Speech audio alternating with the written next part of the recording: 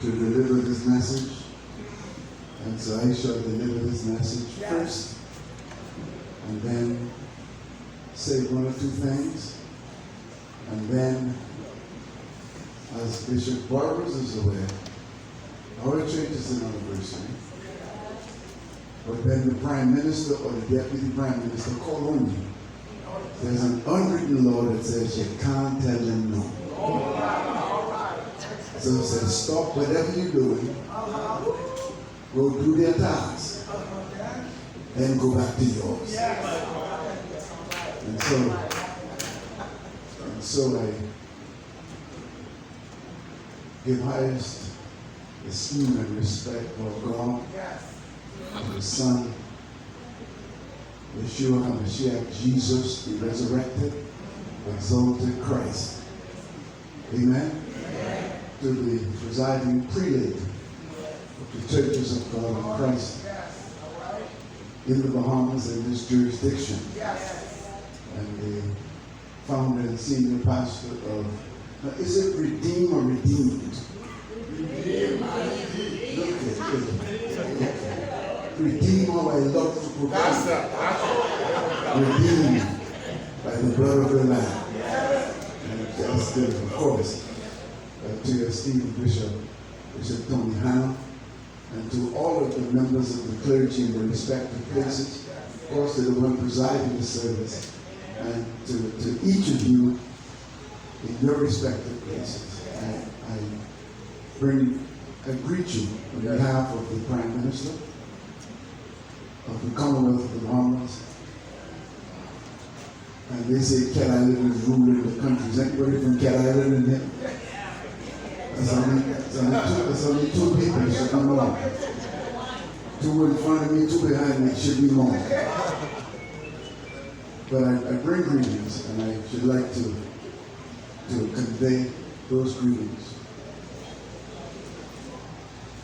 As many of you would have read in the media, that our prime ministers out of the country, our official government business promoting our country and strengthening our international diplomatic relations, and seeking to attract investment as well as participating in the 9th African Summit. He regrets not being able to celebrate with you and to share this auspicious occasion. However, on his behalf, and on behalf of the government of the Bahamas, I should like to congratulate the Church of God in Christ, the Bahamas, on the occasion of the 70th anniversary of national service through evangelism, missions, Christian education, and community outreach. Your important work continues to cater to the whole man, body, soul, and spirit, in compliance with the Great Commission. He wishes to begin by acknowledging your fundamental beliefs that form the philosophical foundation of this institution of faith. This professed belief is consistent with the teachings, the precepts, and the testimonies of our Lord Jesus Christ. Specifically, that person who's saved by confessing and forsaking their sins and believing on the Lord Jesus Christ, and that having become children of God by being born again and adopted into the family of God, that they may and should claim the inheritance of the children of God, namely in Pentecostalism, particularly the baptism of the Holy Ghost. Your belief and message in the communities you serve captures the mission of the church, which is to go into all the world and preach the gospel of Jesus Christ, effectively pointing the way to salvation. Godly living, loving your neighbor as yourself, and loving God with all your soul and might, will no doubt promote peace, forbearance, will build up the common good, build up the common life, and advance the public interest one soul at a time. I therefore commend on behalf of the Prime Minister and support the work of the Church of God in Christ, COGIC. I also note that the Church of God in Christ Incorporated is molded in the holiness, the Pentecostal tradition. See, I have to read this. You might know this, right? Yes. Okay, but I have to read this, so bear with me. The Lord knows I feel like preaching this. I can preach this. But I would be out of order.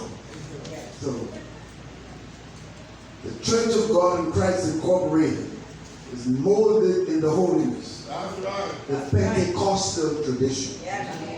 Your organization is the largest Pentecostal denomination in the United States, and noteworthy is the fact that your membership is predominantly African American with millions of adherents. Now, this is the largest Black Pentecostal organization in the United States of America and has branches throughout the world. That's not in the script. I thought to say that. This is significant because of the unique and common history and struggles of the African diaspora, whether they reside in the Bahamas, the wider Caribbean, or the United States. The church has become a refuge and one of the more powerful and influential institutions in our collective culture. I would like to say it is the most powerful. That's my injection there. Denominations like the Church of God in Christ and the local Baptist Society have effectively used liberation theology and liberation leadership as tools to secure freedom, social justice, and empowerment as you fearlessly stared down and fought against tyranny, oppression, and injustice. Our most formidable foe today remains the scourge of sin, the transgression of the law, which stands at the root of all of our societal ills. That is why your core belief is so critical to your message of transforming lives. I underscored your fundamental belief system at the onset for very good reasons. Not only is it as relevant today as it was over 70 years ago, but it is one of the principal drivers of our success as individuals, as a family unit, a community, society, and as a country. I therefore encourage the jurisdictional prelate to stay prayed up, because the battle is the Lord's. And it has to be because it was written that we battle not against flesh and blood, but against principalities and powers and the rulers of the darkness of this world, spiritual wickedness in high places. Further encourage Bishop Hanna to continue his public commentary of any number of issues of national import for the edification, caution, instruction, and guidance of the country's leaders, and that includes me as him, the Prime Minister. I encourage the prayer warriors to hold up your leaders in intercessory prayer as Bishop Hanna and his leadership team plan, strategize, and chart the course for the next 70 years of discipleship, spiritual growth, and development. I make this request fully cognizant of the fact that the work, vision, mission, and the contribution of the church is inextricably linked to the morality, success, and sustained development of our nation state. For sure, blessed is the nation whose God is the Lord.